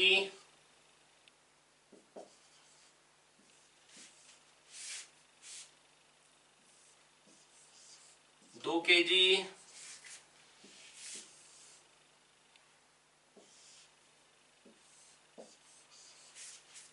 4 kg, ठीक है। अब कैसे करेंगे प्यारे बच्चों, वो देखते हैं। इंक निकल गई,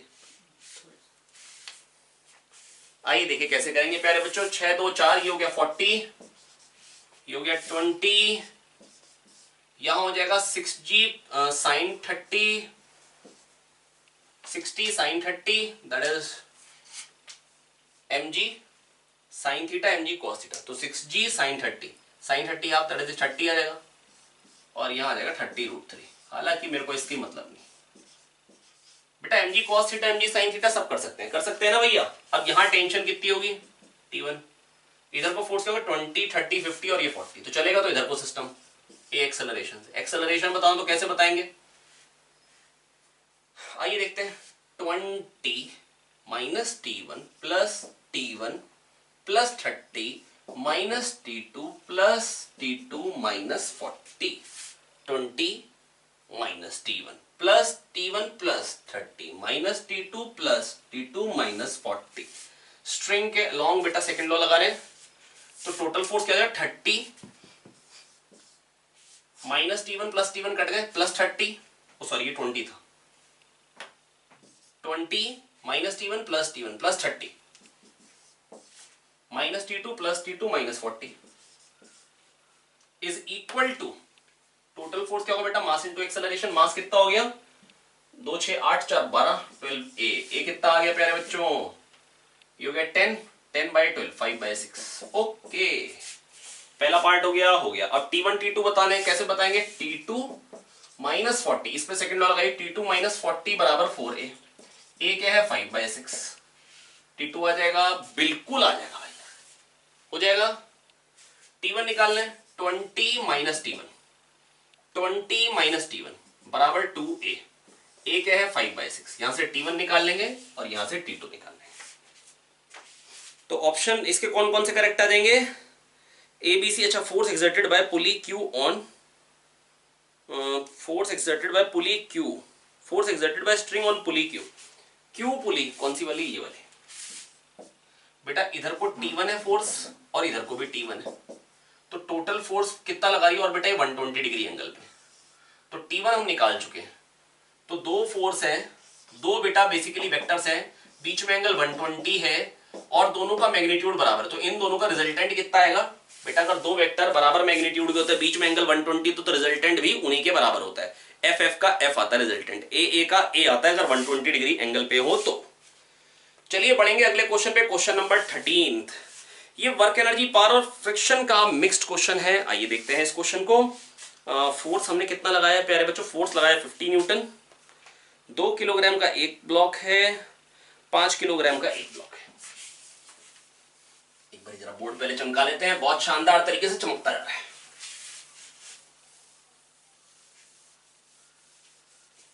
ठीक है भैया, 2 किलोग्राम का एक ब्लॉक है, 5 किलोग्राम का एक ब्लॉक है, 5 केजी,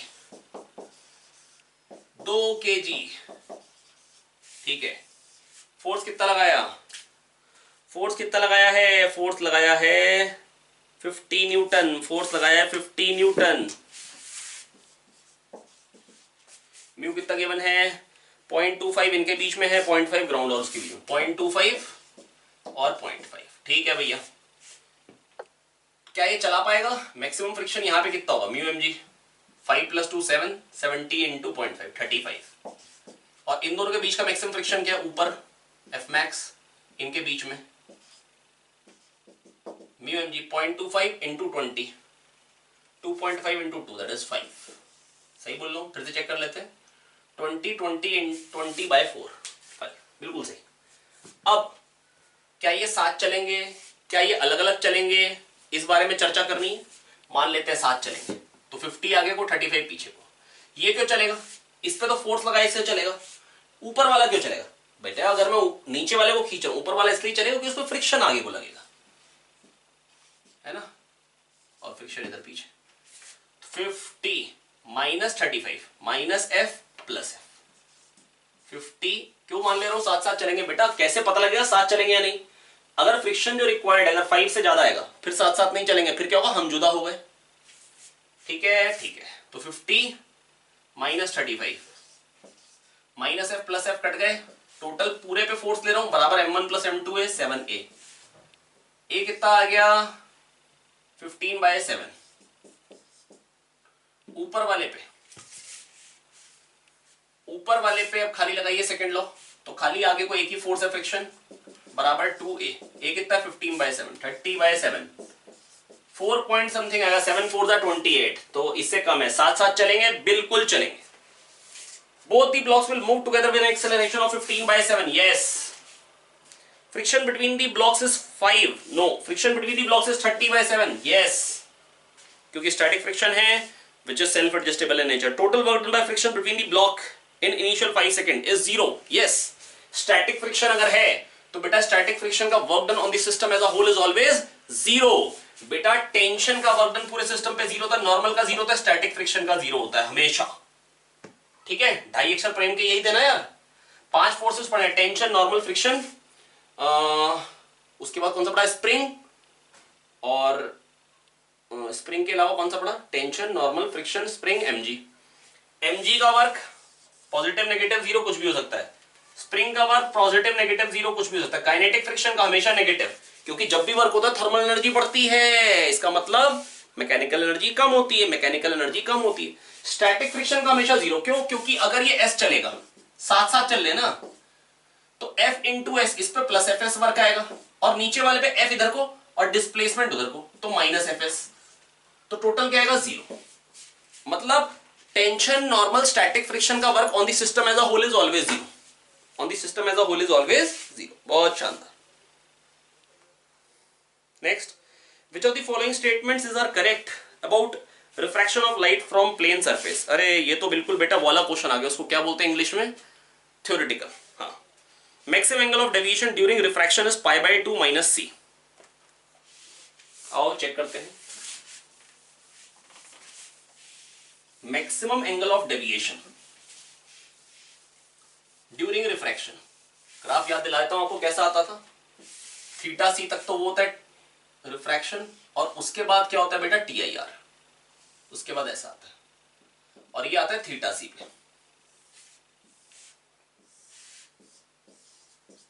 जिसको इन्होंने यहां पे सी के रखा, ठीक है, हम भी सी कह देते हैं, और ये π/2, अब ये सी तो ये भी सी। डेविएशन मैक्सिमम कितना आता है रिफ्रैक्शन टाइम पे, π/2 - c, बिल्कुल सही, और ये आया π/2 - c, और ये वाला जो डेविएशन होता है इसका डबल होता है, मालूम है, बिल्कुल मालूम है, क्योंकि जैसे ही अब हल्का सा dx d थीटा एंगल बढ़ेगा तो ये ऐसे आ जाएगी, जो यहां तक डेविएशन था वो यहां तक पहुंच जाएगा, डबल हो जाएगा, दैट इज ये होता है π - 2c, और उसके बाद डेविएशन लगातार कम होता है। If the angle of incidence is less than c, deviation increases, yes, पहले बढ़ता है, और थीटा सी के बाद लगातार घटता है, बिल्कुल सही, all the options are correct. बहुत ही स्ट्रेट फॉरवर्ड सिंपल क्वेश्चन था। क्वेश्चन नंबर 15, क्वेश्चन नंबर 15 आइए देखते हैं। अच्छा, क्वेश्चन नंबर मैं फिर से कह रहा हूं, हो सकता है आपके और मेरे मैच ना हो रहे हो, तो कोई दिक्कत की बात नहीं है भैया, जो क्वेश्चन नंबर आपको दिख रहा है आप उस हिसाब से कर लीजिए, ठीक है, ठीक है। 5 किलोग्राम का एक ब्लॉक है। बस मैं आपको इतना कहना चाह रहा हूं बेटा, जब आप पेपर अटेम्प्ट कर रहे हैं तो एक चीज का ध्यान देना है, उसके बगैर पेपर आप बिल्कुल बेकार करेंगे नहीं तो। और वो एक चीज क्या है, वो एक चीज सिंपल है कि जब आप पेपर अटेम्प्ट करेंगे तो पहले आपको क्या करने चाहिए, पहले सबसे पहले आपको इंटीजर टाइप क्वेश्चन करने चाहिए, उसके बाद आपको उतरना चाहिए, मतलब जिसमें भी सिंगल ऑप्शन करेक्ट आ रहा हो, है ना, वैसे करिए। वो आपको मतलब आईआईटी की भी हिस्ट्री है, ये सिंगल ऑप्शन करेक्ट जो क्वेश्चन होते हैं, इंटीजर टाइप होते हैं, कॉम्प्रिहेंशन होते हैं, वो रिलेटिवली आसान होते हैं, है ना। ये मैं जस्ट आपको मैं ट्रेंड बता रहा हूं, जो ट्रेंड है, और मैं 1 साल का नहीं बता रहा हूं, मैं पिछले 15-20 साल का ट्रेंड बता रहा हूं। जब भी इंटीजर टाइप क्वेश्चन है, पेपर के सबसे आसान क्वेश्चन होते हैं इंटीजर टाइप, है ना। तो बेटा आपको ध्यान देना होता है कि कैसे आप कर सकते हैं, है ना। अब ये 2 किलोग्राम है, ये 5 किलोग्राम है, बताइए कौन ऊपर जाएगा कौन नीचे, सोच सकते हैं। लग तो रहा है 5 वाला खींच चलेगा, है ना, ऐसा नहीं है। पहले 2 वाले को पकड़ लीजिए, ये इक्विलिब्रियम में 50 नीचे को फोर्स है, तो T T T T T 5t 50, तो टी हो गया 10। अब 10 क्या इसको ऊपर खींच पाएगा, इसको छोड़ूंगा तो नहीं, इसका मतलब ये नीचे आएगा।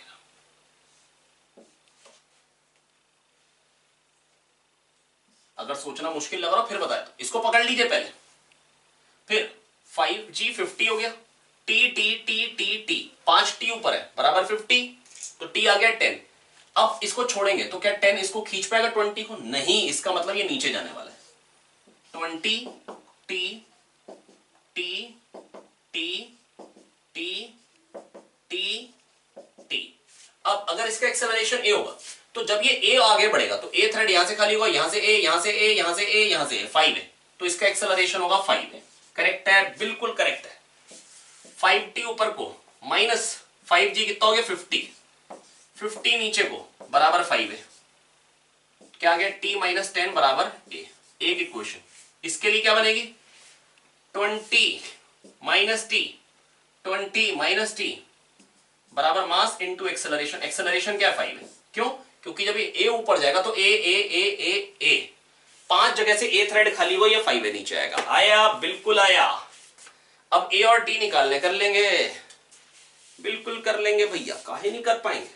ऐड कर दो 20 माइनस 10 10 बराबर 10 11 11 ए क्या आ गया 10/11 10/11 है। अच्छा 10 को g कह दीजिए, ए आ गया g/11, तो इसका एक्सेलरेशन क्या हो जाएगा 5g/11। इसका नाम क्या है?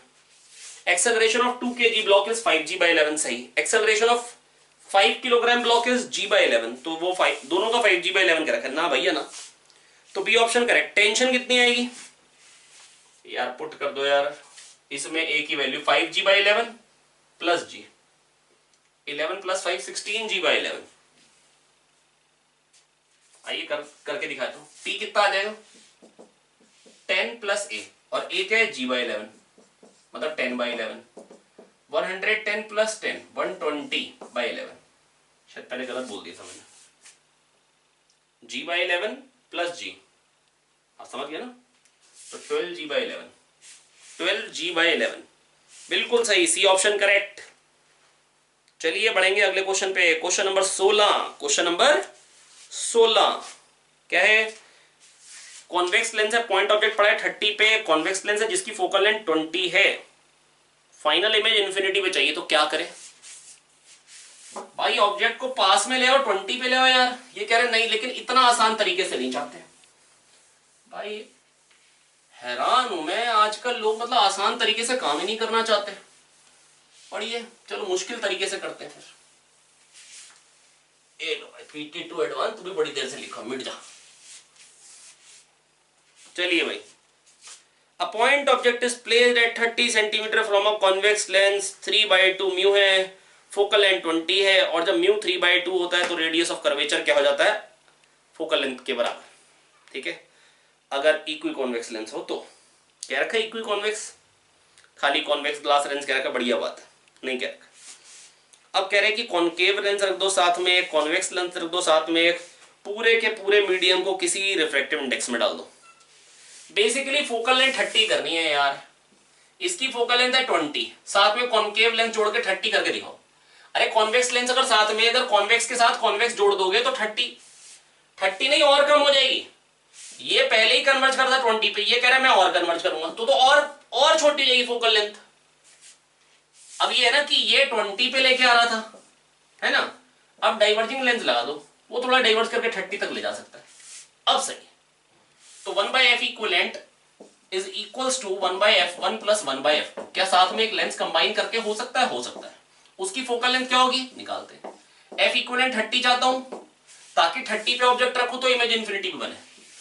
पहले वाले की फोकल लेंथ 20 थी, दूसरे वाले की क्या होगी? f2। निकाल लोगे? नहीं निकाल पाओगे। अरे 1/30 माइनस 1/20 कर नहीं पाओगे भाई, तो 1/f2 आ गया। 1/30 माइनस 1/20, 20 माइनस 30 कितना आ जाएगा? 10 माइनस 10/600 ठाए ठाए। f2 आ गया -60, मतलब कॉन्केव लेंस जोड़ना पड़ेगा, खुद भी बता रहा है भाई वो। तो -60 वाला ऑप्शन करेक्ट है, कॉन्केव लेंस, तो ए ऑप्शन सही हो गया। अब कॉन्वेक्स लेंस की फोकल लेंथ को 20 से 30 करने का तरीका क्या है? उसको किसी मीडियम में डाल दो। सीख रखा है ना भैया, अगर एयर में फोकल लेंथ कुछ भी f आ रही है तो बेटा अगर किसी मीडियम में डाल दोगे तो फोकल लेंथ जो होती है वो बढ़ जाती है, क्योंकि डेविएशन उतना नहीं आ पाएगा ना। डेविएशन डिपेंड करता है म्यू रिलेटिव पे। किस पे डिपेंड करता है? म्यू रिलेटिव पे। अगर आप सेम म्यू में डाल दोगे तो फोकल लेंथ इनफाइनाइट हो जाएगी। ठीक है, आइए 1/f एयर, वो हो जाएगा 3/2 माइनस 1, 1/r1 माइनस 1/r2। यही होता है लेंस मेकर फॉर्मूला। और ये है कितना 1/20,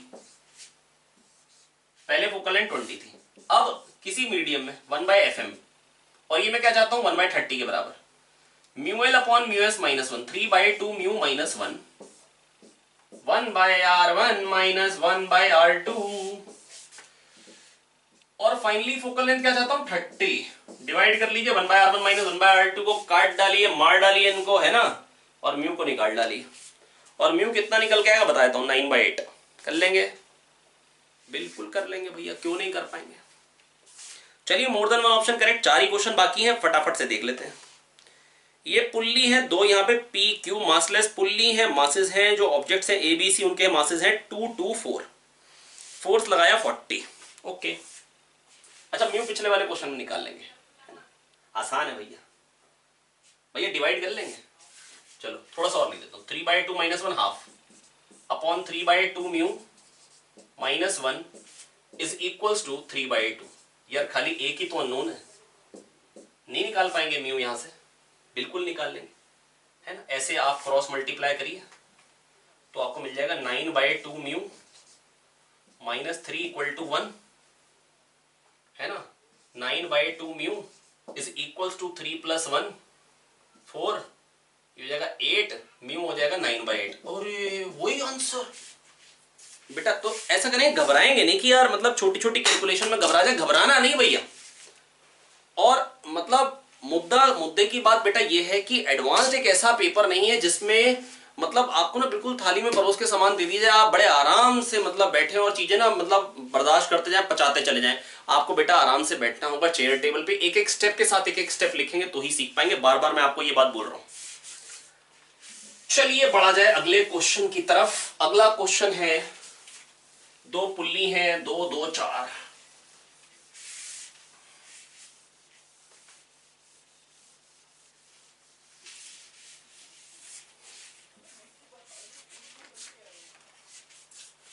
दो किलोग्राम डर डर डर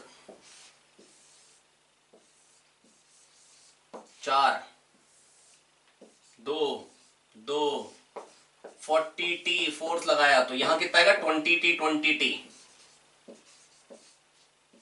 यहां 20 टी तो यहां 10 टी 10 टी। ऐसा क्वेश्चन है भैया हमारी बुकलेट में, किया होगा शायद आपने, प्रैक्टिस शीट में है, पहले पेज पे या दूसरे पेज पे, है ना। तो ये कब उठेंगे, कह रहे block A and B loose contact at same time. ये तो भाई सही बात है, फोर्स सेम है तो टाइम भी सेम होगा। जब 10 टी 20 के बराबर हो जाएगा, जब ये ऊपर को फोर्स जो है 10 टी, जब इसके वेट के बराबर हो जाएगा 20, तो टी क्या आ गया 2 सेकेंड। और ये कब लूज करेगा, जब 20 टी 40 के बराबर हो जाएगा, तो टी क्या आ जाएगा 2 सेकेंड। अरे सेम, तीनों के तीनों सेम टाइम पे लूज करेंगे। तो all the block lose contact at same time, yes. A and B lose contact at same time, yes. A lose contact at 2 seconds, yes. C never lose contact, बकवास। सबके सब इकट्ठे ही contact loose करेंगे। चलिए आइए देखते, 3 क्वेश्चन बाकी हैं ये वाले more than one option correct वाले। आइए खत्म किया जाए इनको भी, है ना। बेचारे तड़प रहे हैं कि खत्म कर दो खत्म कर दो, अब तड़प रहे हैं तो कर देते खत्म। वैसे भी वो क्या बोलेंगे इंग्लिश में, खत्म करना इन नीड इज अ खत्म करना इन डीड, है ना। देखो भाई, ये 10 है, ये 20 है। एक बार की बात है, एक स्टूडेंट था हमारा, उसने दूसरे स्टूडेंट को बिठाया कंधे पे, है ना, और बिल्डिंग से छलांग मार दी पैराशूट पहन के, है ना। जस्ट एक्सपेरिमेंट कर रहे थे कि वेटलेसनेस फील होती नहीं होती। तो वो बताया स्टूडेंट की रास्ते में मेरे को उसका वेट फील ही नहीं हो रहा था। तो मैंने कहा कि ऐसा होना ही चाहिए था। तो कहते कैसे, मैंने कहा मान लो तुम दोनों ना, मान लो तुमने सोचा कि भाई जमाना तुम दोनों को इकट्ठे एक्सेप्ट नहीं करेगा, तुम दोनों घर छोड़ के भाग रहे, है ना। अब क्या होगा भाई, दोनों के दोनों अगर बराबर हाथ पकड़ के भाग रहे, दोनों के दोनों अगर बराबर वेलोसिटी से भागना चाहते हैं तो हाथों में कोई खिंचाव नहीं रहेगा, पर एक तेज भागना चाहे हल्के, फिर क्या होगा, हाथ खींचेंगे। खिंचाव कब आएगा, जब एक तेज भागना चाहे एक हल्के भागना चाहे। भैया अगर दो ऑब्जेक्ट को ड्रॉप करोगे हवा में तो दोनों बराबर एक्सेलरेशन से जी से नीचे आना चाहेंगे, तो ना तो हाथ खींचेंगे, ना तो वो एक, अगर एक तेज चलना चाहता तो वो उसको पुश करता। वो तो बेटा कैप्टन अमेरिका टाइप मूवीज में होता है, एवेंजर्स वगैरह में, जहां पर मतलब एक जो गिर रहा होता है वो दूसरा वाला अपनी रफ्तार बढ़ा लेता है। आम दुनिया में तो ऐसा होता नहीं बेटा, सब बराबर एक्सेलरेशन से गिरते हैं, सबके लिए एक्सेलरेशन ड्यू टू ग्रेविटी 10 ही होता है ना। और भले वो सुबह गिरे कोई चीज, भले शाम को, है ना, तो वो तो 10 ही होता है। अब बेटा यहां पर पता है क्या चीज है, यहां पर वही चीज है, यहां जो एक्सेलरेशन आता है मैं पिछले पेपर में भी बता चुका हूं, ये आपको बेटा फटाफट से पता होना चाहिए। mg sin theta minus mu mg cos theta is equal to ma। तो mg sin theta minus mu mg cos theta equal to ma करेंगे तो a आएगा g sin theta minus mu g cos theta, अगर एक object होगा तो। a क्या आएगा, g sin theta minus mu g cos theta. बोलो a equal to g sin theta minus mu g cos theta, a equal to g sin theta minus mu g cos theta, mg sin theta minus mu mg cos theta. अच्छा mg sin theta हल्के हल्के बताओ, mg cos theta N mu N, ठीक है। तो mg sin theta minus mu mg cos theta equal to ma से ये आ जाएगा बेटा, दोनों पेपर में क्वेश्चन आ चुका है, तीसरा पेपर आ गया है ना। अगले में फिर आएगा, ये है बड़ी इंपॉर्टेंट चीज, आपको पक्के से ना दिमाग में बैठ जानी चाहिए, बैठा लीजिए दिमाग में। तो बेटा अगर ये दोनों स्लिप करेंगे तो दोनों का एक्सेलरेशन बराबर होगा, टेंशन जीरो रहेगी। और कह रहे अभी टेंशन जीरो है, और अगर म्यू इतना हुआ कि स्लिप ही नहीं कर रहे, म्यू इतना हुआ कि स्लिप ही नहीं कर रहे, तो भी टेंशन जीरो। तो टेंशन तो जीरो आनी है अगर म्यू वन म्यू टू बराबर हो, या तो ये हो कि म्यू वन म्यू टू अलग अलग हो। अब देखो जितने भी क्वेश्चन है सारे ऑप्शन में mu one mu two A B C में तो बराबर ही दे रखा है, म्यू वन म्यू टू बराबर तो टेंशन जीरो, भले चले भले रुके, तो इसका मतलब ए सी तो करेक्ट हो ही गए, है ना, और बी इनकरेक्ट हो गया, जिसको मैं चेक करने के मूड में ही नहीं हूं। अब बेटा मेरी बात सुनो, tan theta equal to mu S होता है angle of repose. Mu S कितना, अब tan म्यू एस अगर निकालना चाहो, मतलब कितना म्यू हो ताकि वो स्लिप ना करे, थीटा 37 है तो 3/4 0.75 तक तो वो फिसलने की कंडीशन ही नहीं है। अगर जो धागा था उसमें टेंशन पहले जीरो होती, कह रहे हल्का सा स्लैग्ड है, क्वेश्चन में क्या रखा है, पहले ही धागे में टेंशन ना बेटा जीरो थी, तो वो तो जीरो ही रहेगी जब तक चलेंगे नहीं। तो चलेंगे कब तक नहीं बेटा, 0.8 से कम किस किस में, ए बी और डी सब में 0.8 से कम है, चलेंगे टेंशन जीरो आएगी। ए बी डी में टेंशन जीरो होनी ही चाहिए थी, इसलिए डी भी गलत हो गया, इसलिए डी भी गलत हो गया। और अगर म्यू बराबर है तो चले या रुके टेंशन जीरो ही होगी। अगर चले या रुके दोनों बेटा बराबर एक्सेलरेशन से चलेंगे तो टेंशन जीरो ही होगी। नहीं आया, आया। चलिए आखिरी दो क्वेश्चन बचे हैं, उनको भी फटाफट से खत्म करते हैं। आइए देखते हैं बच्चों क्वेश्चन नंबर 19। क्वेश्चन नंबर 19 क्या कह रहा है, a boat is moving on an equilateral triangular path A B C, flow velocity of river is u। बेटा रिवर u से फ्लो कर रही है, ठीक है। पहले मैं फिगर बनाता हूं, ये बेटा ये पाथ है ABC, थोड़ा छोटा बना दिया हालांकि मैंने, चलिए कोई फर्क नहीं पड़ता, थोड़ा सा ध्यान से देखेंगे पक्का समझ में आएगा, ठीक है। अब बेटा क्या कह रहे हैं कि the velocity of boat relative to river is √3u। बेटा मतलब स्टिल रिवर में बोट √3u से चल सकती है। अब रिवर की वेलोसिटी तो u मिलेगी ही मिलेगी, length of side of triangle ABC is L, ठीक है, equilateral triangle, side length L का, पाथ ABC इज शोन, ठीक है, AB is parallel to the river bank, ठीक है। Time taken by boat to go from A to B। बेटा A से B जाने में टाइम, रिवर इधर को ही फ्लो कर रही है, रिवर का फ्लो भी इसी साइड दिखा रखा है, तो बेटा अगर वो फ्लोट भी करे तो भी u वेलोसिटी से इधर जाएगी। और अब बेटा अगर इधर जाना है तो बोट किधर को जाने की कोशिश करेगी, इधर को ही, √3u। तो velocity with respect to river √3u plus velocity of river u। बेटा ये बात समझ में आ रही है। अगर मान लो कोई आदमी ट्रेन पे हो, है ना, ट्रेन पे आदमी जो है वो यहां से यहां जाए, है ना, ट्रेन पे, और ट्रेन उतनी देर में यहां से यहां आ जाए, तो एक्चुअली आदमी ने यहां से यहां थोड़ी ना चला, एक्चुअली में तो यहां से यहां चला। और ये क्या चीज है, ये है velocity of man with respect to train. Train में बैठे हुए लोग तो यही कहेंगे आदमी यहां से आए, और ये क्या है वेलोसिटी ऑफ ट्रेन, और ये क्या है velocity of man. I hope मैं आपको समझा पाया। Velocity of man with respect to train plus velocity of train is velocity of man. जब डायरेक्टली वेलोसिटी ऑफ मैन लिखा विद रिस्पेक्ट टू ग्राउंड है, वेलोसिटी ऑफ ट्रेन लिखा तो velocity of train with respect to ground है, ठीक है। अब बेटा √3u प्लस u हो जाएगी, that is velocity with respect to river √3u plus velocity of river u। तो बेटा टोटल वेलोसिटी क्या हो जाएगी, √3u plus u, that is √3 plus 1 into u. तो यहां से यहां जाने में time boat will take to go from A to B is L upon √3 plus 1 u. आया सर, बहुत शानदार, ए ऑप्शन करेक्ट। तो ए ऑप्शन करेक्ट है तो बी ऑटोमेटिकली इनकरेक्ट। अच्छा पूरा अब पूरा चक्कर मारने में कितना टाइम लगेगा। अब बेटा देखो यहां से यहां जाना है तो कितना टाइम लगेगा। अब बेटा मेरी बात सुनिए, पहली बात √3u से वो कुछ इधर जाने की कोशिश करेगा और रिवर उसको u से इधर ले जाएगी, ठीक है। नेट वेलोसिटी तो इसके अलाउंग होगी तभी तो बेटा इधर जा पाएगा। आई होप मैं आपको समझा पाऊं प्यारे बच्चों, मेरी बात सुनिए ध्यान से। √3u से वो कुछ इधर जाने की कोशिश करेगा, u रिवर उसको इधर ले जाएगी और नेट वेलोसिटी इधर को गई, तो ये निकालनी होगी। पर ये निकालने के लिए पहले मेरे को ये चाहिए, ये एंगल के, सपोज कर लो ये एंगल थीटा। बेटा ये एंगल तो 60 है ना, क्योंकि ये इसके पैरेलल है, तो ये एंगल तो 60 है। यहां से परपेंडिकुलर ड्रॉप करिए। अब ये जो परपेंडिकुलर है, इस छोटे ट्रायंगल का परपेंडिकुलर u sin 60, और ये बड़े ट्रायंगल से भी अगर परपेंडिकुलर निकालेंगे hypotenuse sin theta, √3u sin theta. यहां से बेटा क्या निकल के आएगा, u √3/2 इज equals to √3u sin theta. तो sin थीटा हाफ आ गया, तो थीटा कितना आ गया प्यारे बच्चों, 30 डिग्री। आई होप बच्चों मैं आपको समझा पाऊं, बहुत ही सिंपल बात है ना, बिल्कुल आसान है। आई होप आप लोगों को समझ में आ रही होगी। √3u से वो कुछ इधर जाना चाहेगा, u तो रिवर इधर ले जाएगी। मैं एक बार फिर बताने की कोशिश करता हूं आप लोगों को।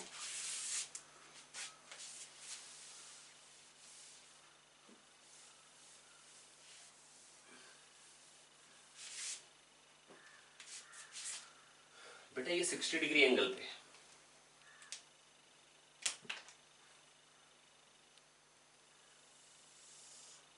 ठीक है। वो √3u से कुछ इधर जाने की कोशिश करेगा और रिवर u इधर ले जाएगी, और ये हो गई नेट वेलोसिटी यहां से लेके यहां तक, ठीक है। मैंने कहा कि ये एंगल तो 60 था क्योंकि इक्विलेटरल ट्रायंगल था, और ये इसके पैरेलल, तो ये भी 60। परपेंडिकुलर ये वाले ट्रायंगल में ले लो u sin 60, और ये वाले ट्रायंगल में ले लो √3u sin थीटा, बराबर ये है। करने के हालांकि दो मेथड पॉसिबल होते हैं, बेस्ट होता है इसलिए डायरेक्टली बता रहा हूं। अब वेलोसिटी कितनी हो गई यहां से लेके यहां तक, ये वो अब थीटा 30 डिग्री आ गया, √3u cos theta, √3u cos theta, या कह लीजिए √3u cos 30, ये हो गया √3u cos 30, और उसमें से ये सब्ट्रैक्ट करना पड़ेगा u cos 60।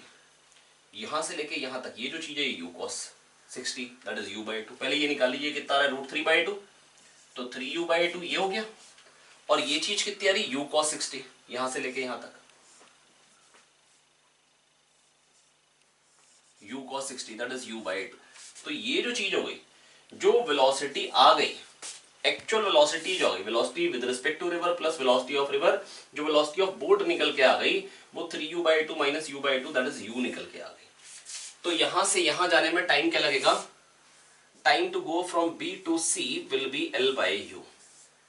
Time to go from C to A, बेटा सेम बिल्कुल कैलकुलेशन निकल के आई। क्यों, वो √3u से कुछ इधर जाने की कोशिश करेगा और रिवर u से उसको इधर ले जाएगी, ये नेट आ गई। अब ध्यान से देखिए, फिर से ये 60 हो जाएगा, फिर से कहूंगा u sin 60 और √3u sin थीटा बराबर करिए, नेट वेलोसिटी फिर से u आएगी और टाइम जाने में L/u लगेगा। तो time to go from B to C या time to go from C to A बेटा बराबर आएगा। नहीं समझ में आए तो बेटा दोबारा देखिए, डेफिनेटली आपको रिलेटिव मोशन बेटा ऐसा क्वेश्चन वीडियो लेक्चर्स आप अपने रिवाइंड करिए, देखिए ऐसा क्वेश्चन जरूर कराया गया होगा, है ना। ये बहुत ही सिंपल है। तो बेटा ये कितना आ गया, तो TAB plus TBC plus TCA total time हो जाएगा, है ना। जो आप निकालेंगे तो आपको ऑप्शन मिल जाएगा डी वाला, आप चाहें तो मैं करके दिखा देता हूँ। तो 2L/u तो आ ही गया, L/u प्लस L/u ये वाला, और L upon √3 plus 1, L upon √3 plus 1 u। बस बेटा इसको अब आपको सॉल्व करना है। आपको नीचे √3 प्लस 1 नहीं चाहिए, तो √3 माइनस 1 से ऊपर नीचे मल्टीप्लाई कर दीजिए, रैशनलाइज कर दीजिए। ये क्या बन जाएगा, √3 + 1 √3 - 1 2। ठीक है, तो ये रब कर देते हैं एक बार।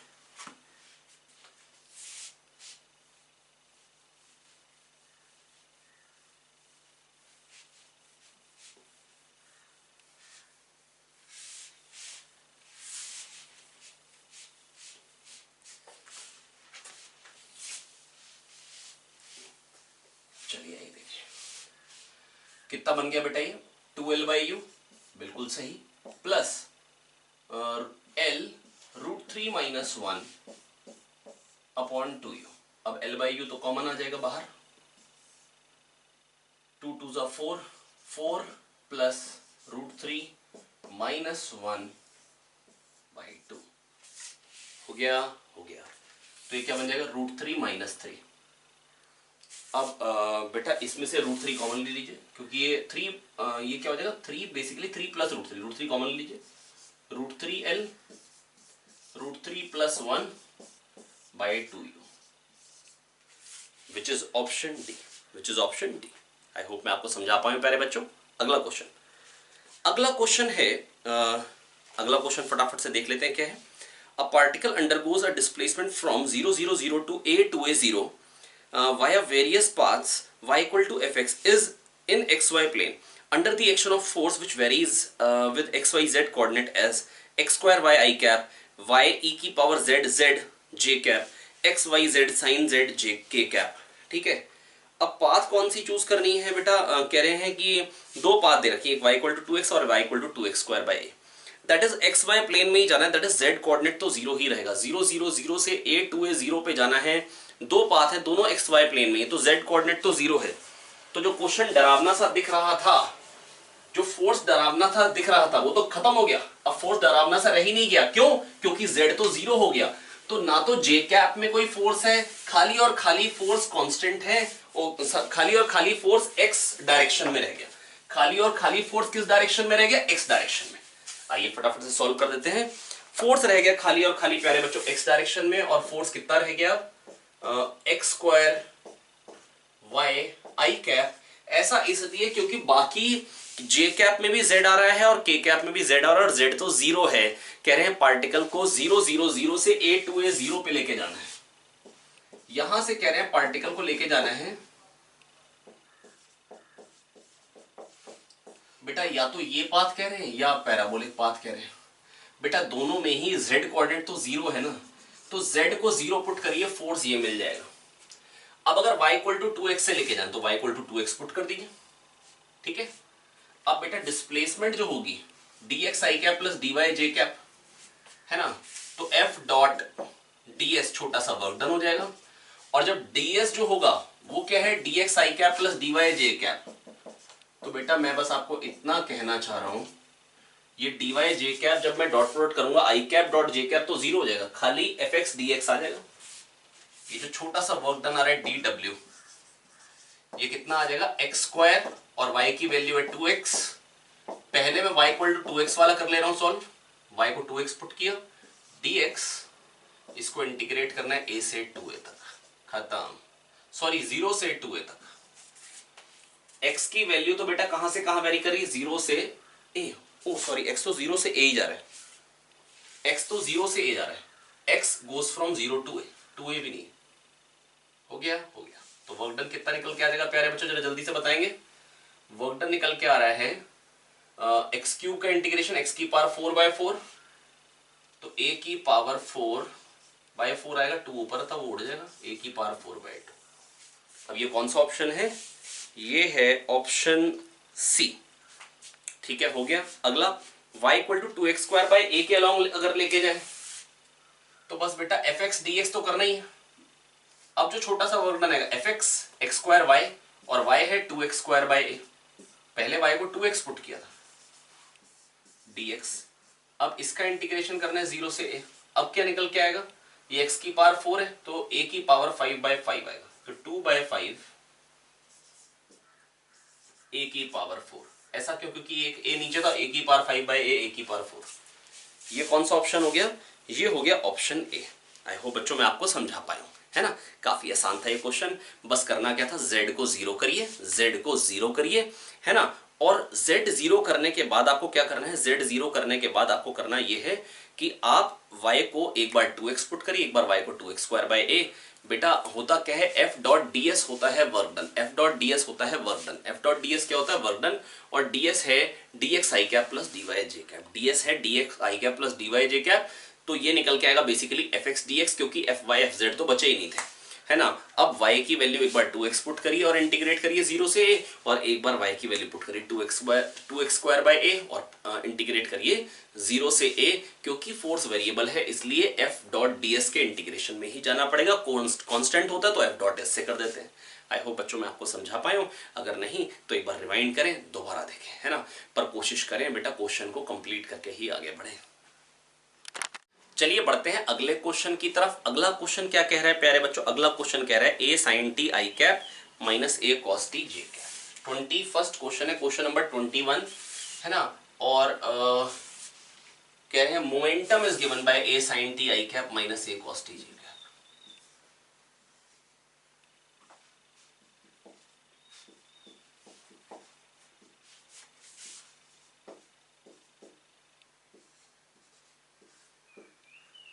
अब बेटा ये जैसे ही अगर मेरे को बेटा a साइन ओमेगा टी और a cos ओमेगा टी या a cos ओमेगा टी और a साइन ओमेगा टी और प्लस माइनस कैसे भी दिखाई दे, तो बेटा ये यूनिफॉर्म सर्कुलर मोशन के लिए होता है।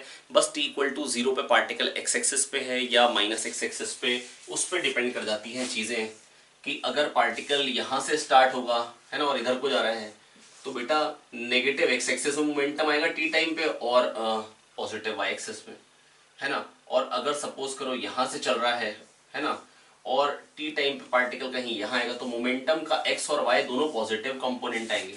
यहाँ पे क्या आ रहा है बेटा, x में पॉजिटिव आ रहा है और y में नेगेटिव आ रहा है ना। तो ऐसा हो सकता है कि यहाँ पे पार्टिकल हो, है ना, और इधर को जा रहा हो। अब क्या होगा बेटा, x में पॉजिटिव आएगा और y में नेगेटिव में मोमेंटम आ जाएगा, है ना। ये तो यूनिफॉर्म सर्कुलर मोशन के लिए फटाफट से समझ में आ जाना चाहिए, है ना। अगर मतलब आप समझ सकते हैं तो मोमेंटम का मैग्नीट्यूड जो है वो a है और एंगुलर वेलोसिटी जो है वो ये होती है। एक सेकंड में जो घूमेगा वो जो t के अलग वाला पार्ट होता है 1, एक सेकंड में 1 घूमेगा, t टाइम में t घूमा, है ना। तो अब अगर ये t है, पहले इधर को था तो बेटा ये भी एंगल t हो गया, तो a cos t ये नीचे को हो गया मोमेंटम का कंपोनेंट और a sin t ये x में हो गया। अगर आप ये देख पाते हैं तो बड़ी अच्छी बात है, नहीं तो अगर ये नहीं भी देख पाते तो ऐसा नहीं कि क्वेश्चन नहीं हो पाएगा। कह रहे मोमेंटम इज पर always perpendicular to force, parallel to force. बेटा ये यूनिफॉर्म सर्कुलर मोशन है तो वैसे तो परपेंडिकुलर ही होगा, और magnitude of linear momentum constant है क्योंकि एंगुलर वेलोसिटी कांस्टेंट है। डायरेक्टली आप आंसर बी डी दे सकते थे, लेकिन अगर आप नहीं दे पा रहे हैं तो dp बाई dt से पहले f निकाल लीजिए। तो a cos t i cap, cos का डिफरेंशियल माइनस साइन तो माइनस माइनस प्लस हो जाएगा साइन टी जे कैप। अब सोचिए f डॉट p क्या निकल के आ रहा है बेटा, यहाँ पे sine T cos T positive में, यहाँ पे minus sine T cos T है, तो एक बार पॉजिटिव है एक बार नेगेटिव है, तो बेटा क्या बन जाएगा, जीरो। क्या बन जाएगा प्यारे बच्चों, जीरो। तो f डॉट p जीरो है, इसका मतलब f is perpendicular to p। एक बात हो गई। और p का जो मैग्नीट्यूड है, p का जो मैग्नीट्यूड है वो क्या निकल के आ रहा है, a, क्योंकि under root of sine square T plus cos square T 1 हो जाएगा, तो मैग्नीट्यूड क्या आ जाएगा प्यारे बच्चों, a। अगला question, question number 22। The speed of a small object undergoing a uniform circular motion is 4 meter per second. The magnitude of change in velocity during 0.5 second is also 4 meter per second. कह रहे हैं तो कह रहे हैं which of the following options may be correct? May be correct. आइए देखिए। तो बेटा मैं बस आपको इतना कह रहा हूं, ध्यान से सुनिए मेरी बात, बहुत ही सिंपल बात बताना चाह रहा हूं बेटा। अगर मैं चाह रहा हूं डिफरेंस ऑफ वेक्टर वही वेक्टर के बराबर आ जाए, है ना, मतलब v2 vector minus v1 vector, जो बेटा दोनों का मैग्नीट्यूड ऑफ वेलोसिटी तो सेम ही है, और मैं चाहता हूं इसका मैग्नीट्यूड वेलोसिटी के बराबर आ जाए पार्टिकल की।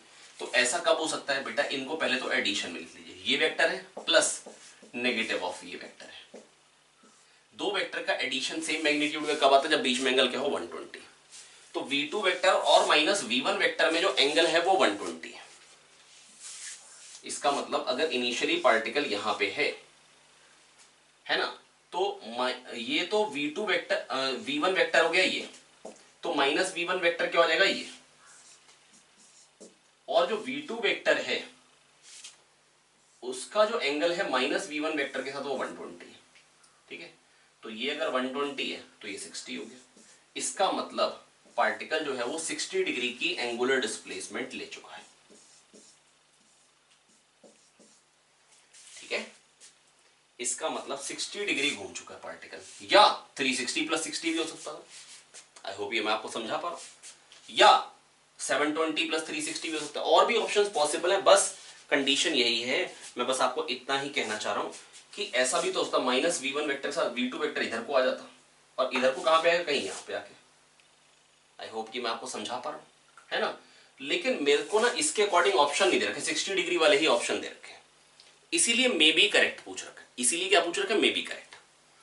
तो प्यारे बच्चों बस मैं आपको इतना कहना चाह रहा हूं कि बेसिकली पार्टिकल π/3 घूमा है।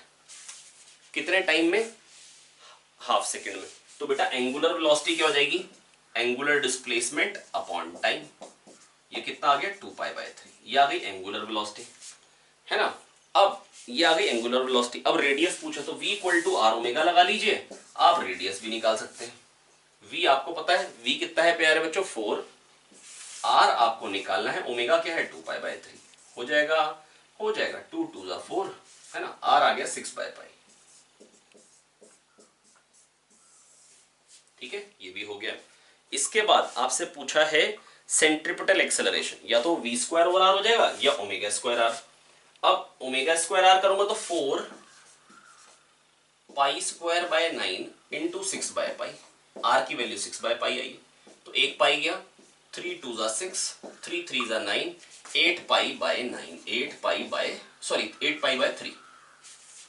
तो कौन कौन से ऑप्शन करेक्ट हो गए, ए बी सी। कौन कौन से ऑप्शन करेक्ट हो गए, ए बी सी। एक एक स्टेप देखिए, एक एक स्टेप नोट करिए, पॉज करते चलिए, लगातार लिखते चलिए, तभी हो पाएगा, है ना। थोड़ा सा कोशिश करता हूं कि बहुत लंबी वीडियो ना बनाओ, नहीं तो बच्चे देख के डर जाते हैं। थोड़ा सा जल्दी करने की इसलिए कोशिश कर रहे हैं कि आप लोग के लिए वीडियो की लेंथ इतनी ना रहे कि आप बोर ही हो जाए लगातार देखते देखते। बाकी बेटा बस मैं आपको बार बार एक ही चीज कहना चाह रहा हूँ, बार बार आपको यही समझाना चाह रहा हूँ, जो लेजेंड्स हैं, जो बड़ा करते हैं बेटा, वो बड़ी मेहनत करते हैं, है ना। अपने लक्ष्य को दिमाग में रखते हैं, अपने गोल को दिमाग में रखते हैं, अपने डिस्ट्रैक्शंस को दिमाग में रखते हैं। बेटा दोनों चीजें अपने दिमाग में जरूर रखिए। अभी चल रहा है ऑनलाइन का जमाना, आप लोग ऑनलाइन पढ़ रहे हैं, तो बेटा डिस्ट्रैक्ट होने के लिए 85 चीजें हैं जो हमारे जमाने में तो नहीं थी पर आपके जमाने में है। बेटा मतलब अभी आते आते ही अभी एक स्टोरी सुन के आया हूँ बेटा, मिल्खा सिंह की। बेटा उन्होंने इतने बड़े बड़े गोल अचीव किए, पर उनको अपना गोल भी क्लियर था, है ना। ऑस्ट्रेलिया में हारे थे, वहां से उनको सीख भी मिल गई कि डिस्ट्रैक्ट हो जाता हूं। तो जब वो इंडिया में आए, फिर डिस्ट्रैक्शन के लिए मतलब एक लेडी मिली, लेकिन उन्होंने हाथ जोड़ के माफी मांग ली कि भैया मैं डिस्ट्रैक्ट हो जाता हूं और मेरे को मेहनत करनी है ना।